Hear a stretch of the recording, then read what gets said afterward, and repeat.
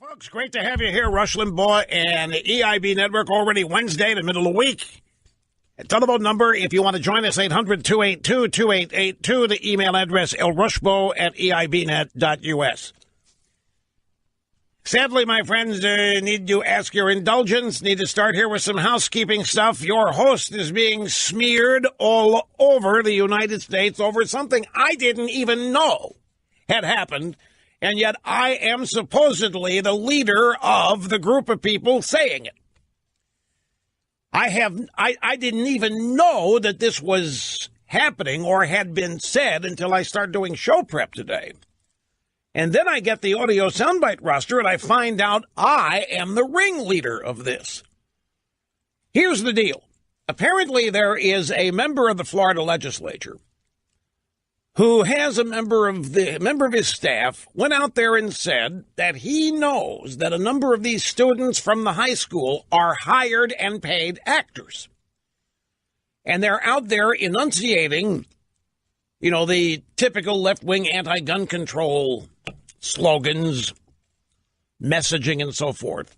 And this guy has been fired because, of course, these students are not actors. Somebody researched it and found out that the two kids he was talking about are indeed students. Well, I didn't know any of this was happening. I didn't know that the Florida legislature didn't know the guy's name, didn't know the staffer's name, didn't know the staffer had said any of this until I was reading all about it this morning, prepping the program, find out the guy has been canned. In fact, I read it in such a cursory way, I don't even remember names. And I remember thinking when I read it, why in the world would some doofus go out and say something like this if it isn't true? And it would be easy to find out. If some of these kids on TV are not even students at the school, it'd be easy to find out. And instead, if you're just going to level this kind of charge, then I have to question the real purpose of leveling the charge, because this is just raw red meat for the drive-by media. Now, they put me as the ringleader in this. I got a note today from my buddy Jeff Lord, who writes at a number of places, the American Spectator and Newsbusters. He said, hey, we're working on a piece over here about the New York Times smear review yesterday. And I wrote back, I didn't know I got smeared yesterday. So apparently I got smeared twice or 3 times, and I'm just finding out about it today. So to illustrate this, we're going to start with audio from WCBS News Radio 880 in New York. This is the co-anchor Wayne Cabot reporting how I and other conservatives are reacting to student-led anti-gun protests resulting from the shooting last week in Florida. Right-wing groups are claiming conspiracy, as some of the Parkland students, they say, are actors who travel to the sites of shootings and push a liberal agenda. In fact, President Trump's son, Donald Trump Jr., is among those who liked a pair of tweets about 17-year-old David Hogg, portraying Hogg as the son of a retired FBI agent being put in front of the cameras to defend the FBI while being manipulated and coached by the Democratic Party and gun control activists.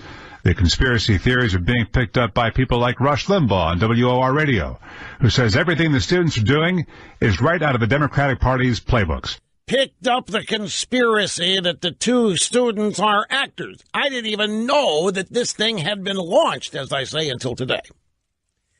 Now, not only is this grossly misleading and false, it didn't stop there. Yesterday on NPR's 1A, which is short for First Amendment, they have a show called First Amendment, the host Joshua Johnson speaks with a student from Marjorie Stoneman Douglas High School, Chris Grady, about all of this. Your cause is already becoming something of a political football. There's a narrative among some in conservative media about the students being used by the liberal media. Rush Limbaugh was on Fox News Sunday saying similar things, and others as well. Do you feel like you're ready to deal with the politics of this? Why don't you quote what I said on Fox News? It's easy to find the tape. Why don't you go out and actually tell this student what I said instead of lumping me in with a bunch of people who are saying things that I have not said? Rush Limbaugh was on Fox News Sunday saying similar things, and others as well. Yeah, and of course, speaking of this student, okay, pick up the tape and resume it at that point. Really nasty, really fast, and this shooting is still kind of raw for you. It was expected. We know what we're up against, and, we're going to stay determined, and we know we're going to get bogged down a lot in the politics of it all, and it's not going to be resolved in a few months, but, this could take years, but we're ready to hunker down and keep fighting. But it wasn't finished there. Next, we move on to, of all places, The Five on the Fox News channel. Now, before I get to this, let me retrace some steps. And I've got Coco at the website and Cookie looking at the audio to find this stuff. Because this burns me. This frosts me. I forget which day it was last week, Thursday or Friday. I spent considerable time on this program describing how impressed I was with these students, and I even called out one of them by name. And I made the point that I could not believe how mature and composed. This particular student's name was Addison Jost. And I don't know if she's a junior or senior, but I saw her being interviewed, and she was the epitome of composed and poised. And I made supportive comment after supportive comment talking about the trauma these kids were experiencing, the shock, they'd been shot out and so forth. And I noted how impressed I was with their maturity and their ability to speak off the cuff in answering some questions that dealt with the emotions they were facing. I never once insulted any of these students. I never have mentioned a student at this school by name other than Addison Jost in a praiseworthy way. I have commented on some of the sloganeering and the agenda that is being used here, and it is straight out of the Democrat Party. And I've made the point that the left gets away with this quite easily by taking these kids or any group of people that happen to be activists advancing a Democrat Party agenda, and they immediately proclaim them as not political. The media does. And the students themselves did. The students said, we need leaders of both parties to put aside their differences and join us in essentially taking down the NRA. I said, when you say that, you've made it political. And you've entered the political arena. But the drive-bys hoist all that up and then cast it as apolitical or non-political, therefore giving it credibility so that anybody reacting to it then is accused of being political. It's a trick that the left has used, that the media has used for I don't know how long, to set aside their beliefs and their ideology as not being ideology, as just being the norm, as what everybody else thinks. And they're doing it in this scenario as well, where all of the student protests and the agenda here, the objective. What is the objective? What's the objective of these protests? Can somebody tell me? I mean, it's right in front of your face. On what? They want action on what? They want action on guns, precisely. And they want action on the NRA. Now, you cannot escape who these teachers are in these schools. We know what the public school system is, and we know what kind of things the students have probably been taught. You know something else that we're not seeing that probably also exists? I'll bet you there's a lot of students in this school that don't support this, that don't buy into this, that are not going to the protest marches, that are not going to this, but you're not hearing about them because the media doesn't find them. The media is not interested in it. So here's the soundbite from The Five. This is Jesse Waters and Juan Williams yesterday. Rush Limbaugh says, hey, these students and this march looks like a bunch of Democrats to me. What do you say? Well, I hate to disagree with Rush. I don't know how he can prove that. I think you don't want to make policy based on someone who's just lost a friend to a deadly mass murderer because they're 17 and incredibly emotional. They have very noble feelings about this issue, and I think their voices need to be heard.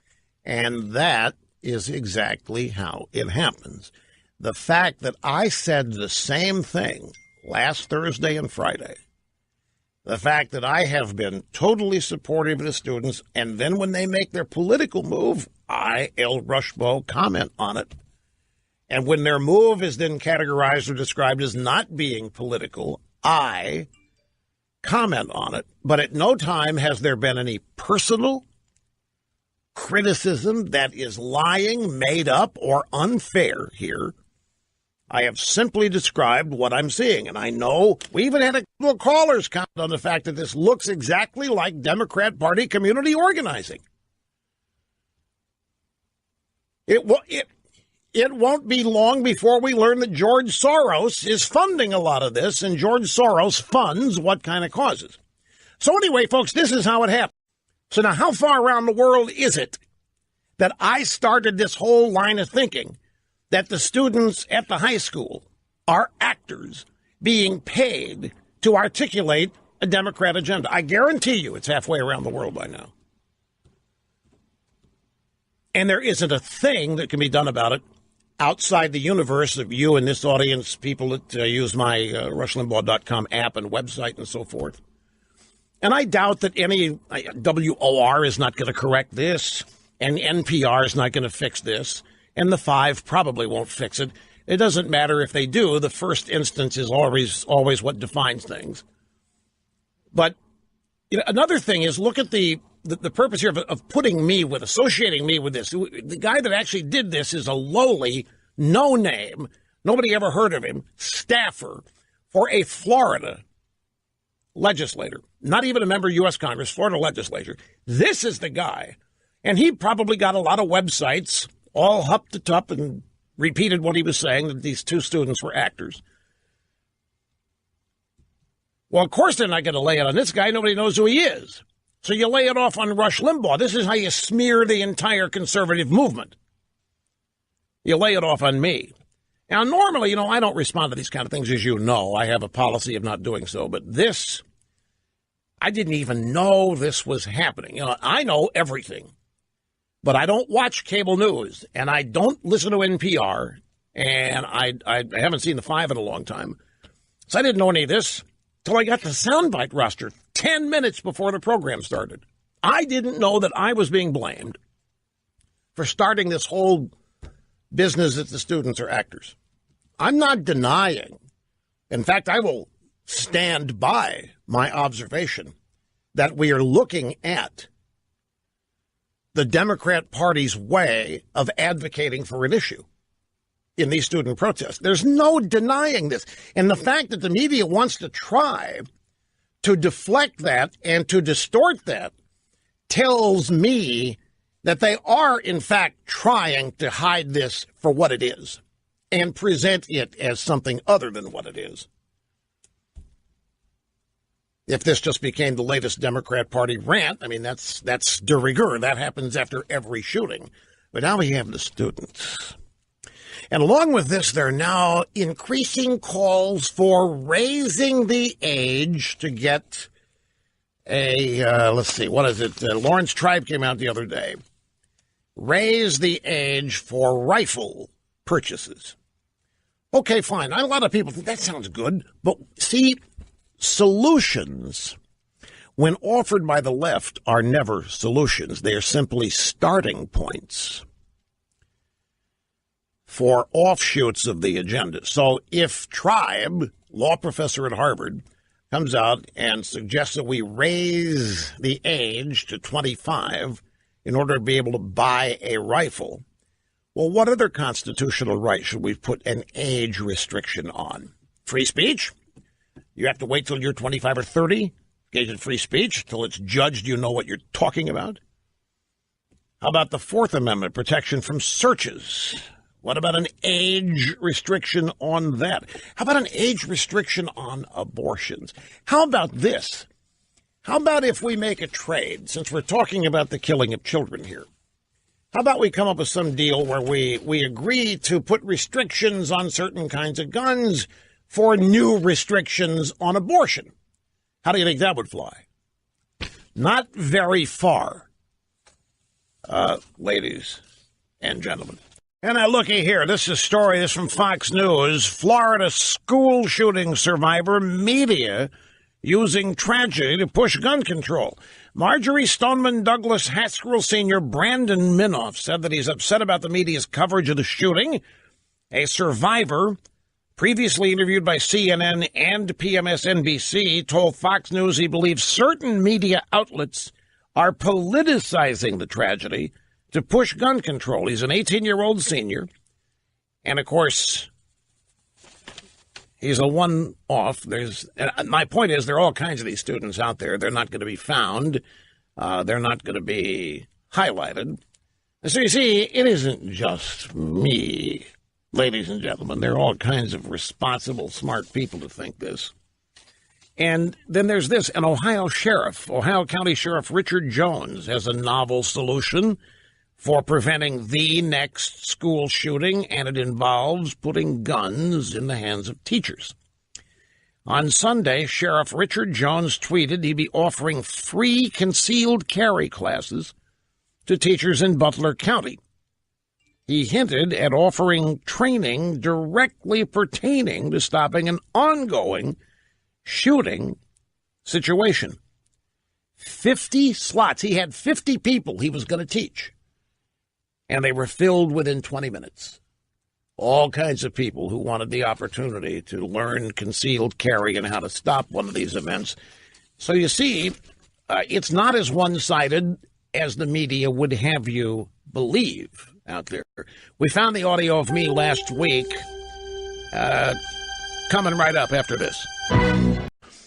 And we went back and found the transcript and the audio from last Friday on this program, talking about the Marjorie Stoneman Douglas Haskell students.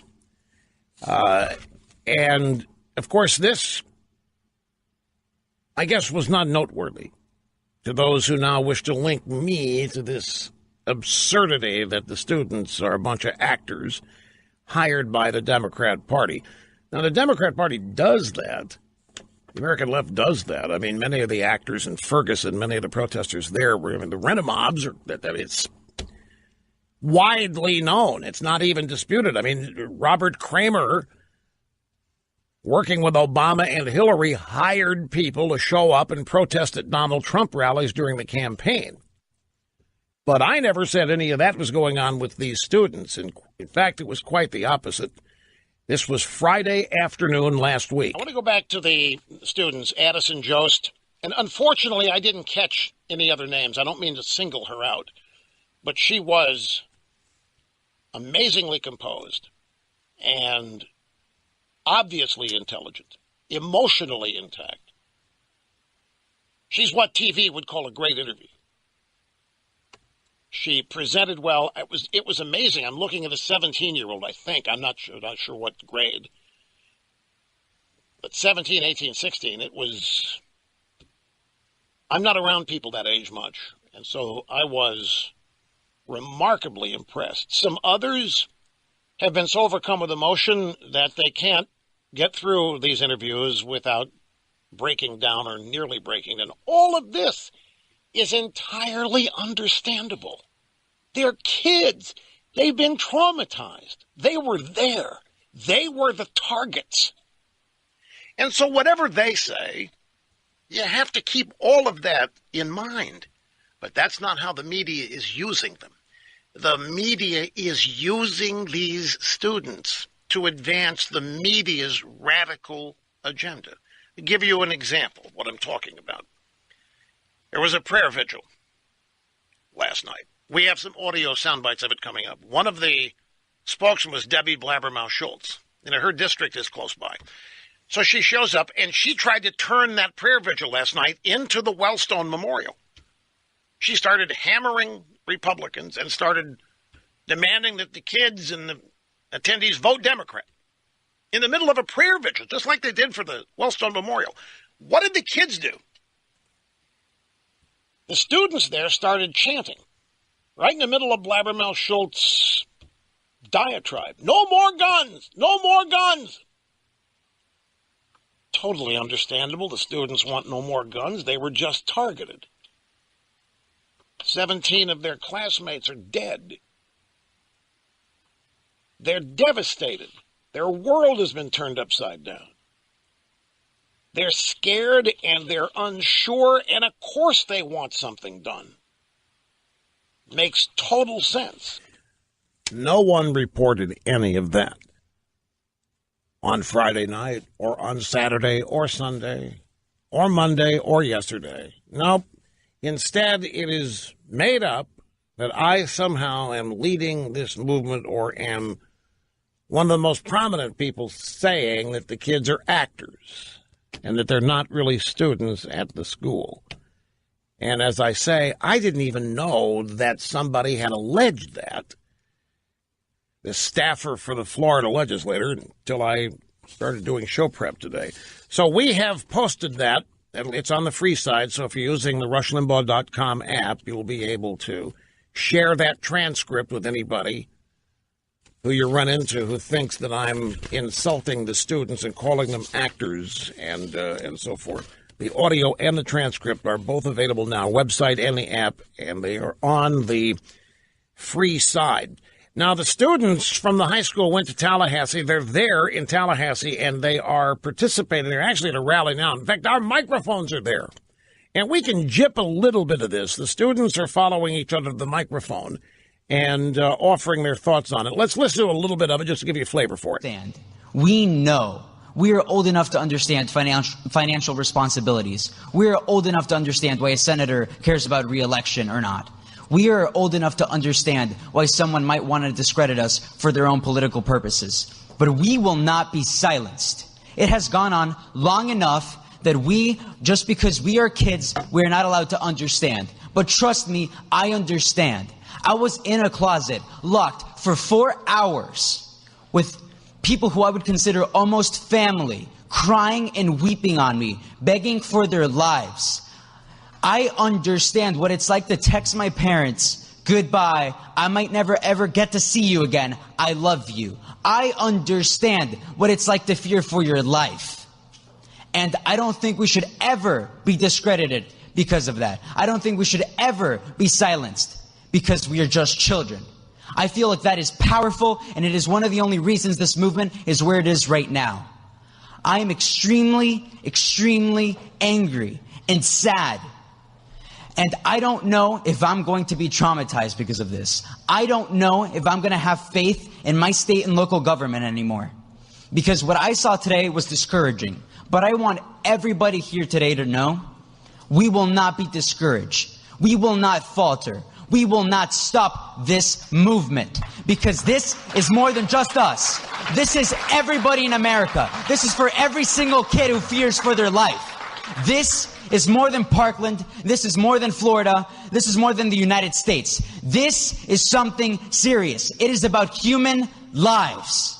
Please, I beg and I demand that every single person in power who has the ability to change the fear that kids feel going back to school, that they do something.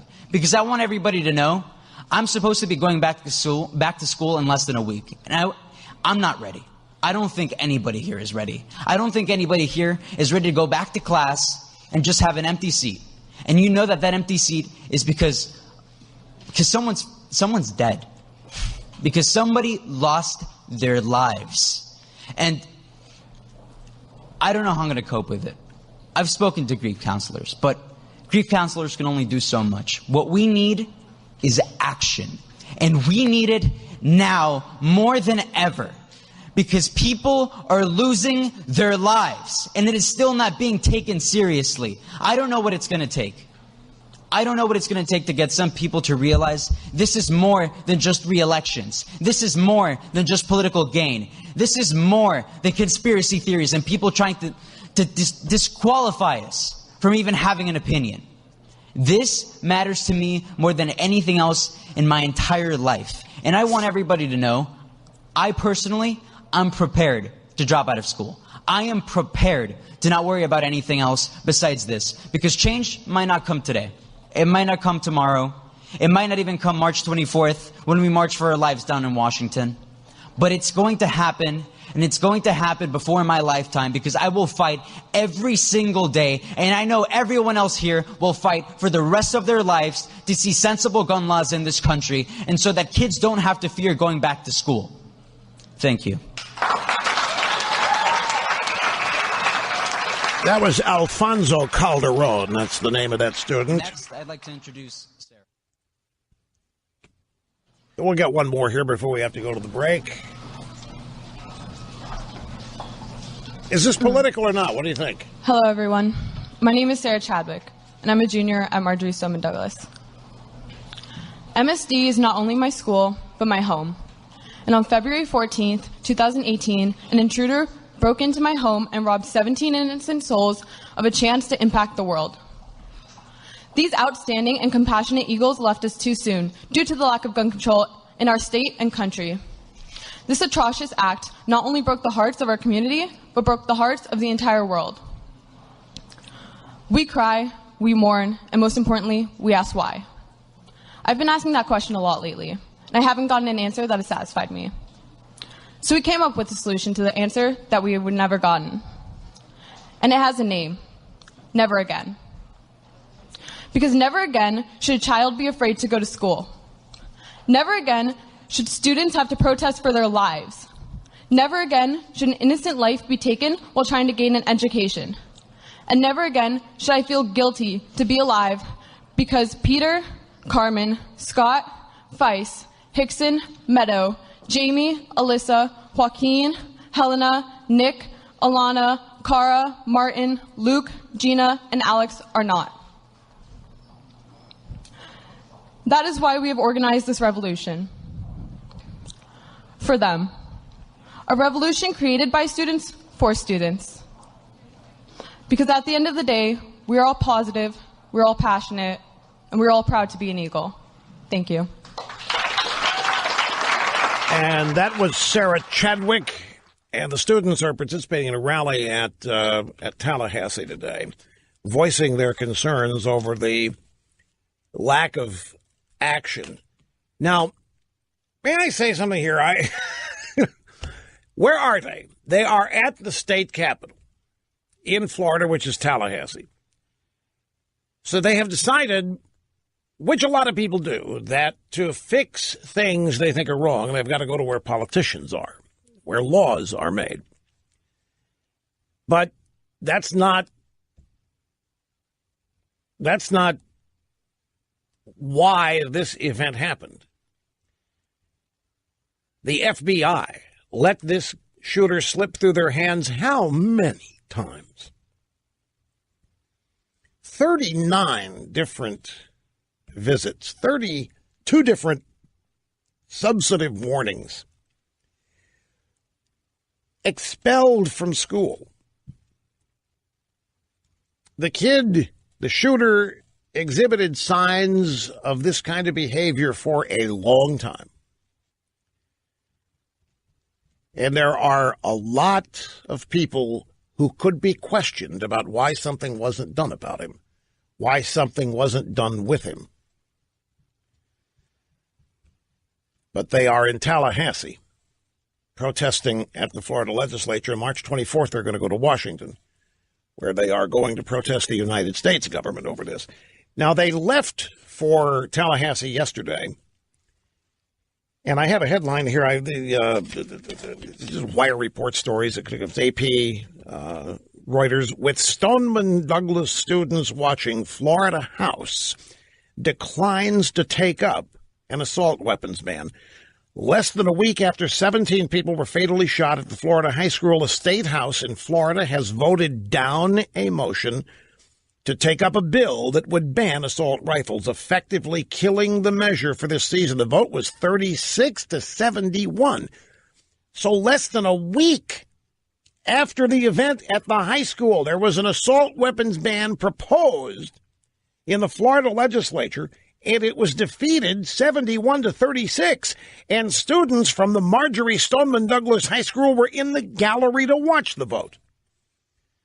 An Associated Press photo showed one of the students, a junior, Cheryl Aquarola, 16, overcome with emotion alongside several other students.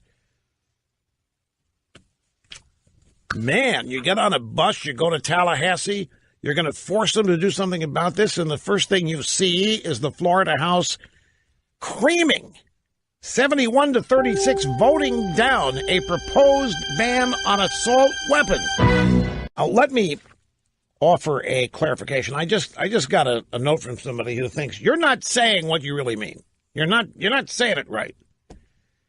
And this person says, what I hear you saying is, and this is right on the money. When I observe that the students appear to be advocating, marketing, pushing for the Democrat Party agenda. I am not accusing the students of doing anything. I don't believe the students remain in shock, and you can hear it when they speak. You can hear their fear, their anger, and it's real. Imagine going back into that school when the first day back, and there will be empty chairs in the classrooms. They'll never forget this, and not that they should, but they never will. And when something traumatic has happened to you, its possibility of happening again is very real. All it takes is one time. That's why I gave the example of Debbie Blabbermouth Schultz. What has happened here is that the American left and the Democrat Party pounced and seized on this event immediately for the purposes of using the event to advance their agenda. Kids are still in shock. None of them would want to go through this again. Nobody would want to see a gun again after this. They are and remain in full grief mode. But the kids didn't rent these buses. The kids haven't paid their own money to hire the drivers. And I don't think the kids are buying enough food to feed everybody. I don't think they have the ability. Somebody organized all of this for them, and somebody is assisting this. And that's where I think the Democrats are involved. That's where I think the American left and its activist community organizing organizations are. That is perhaps a better way of stating what I think is going on here.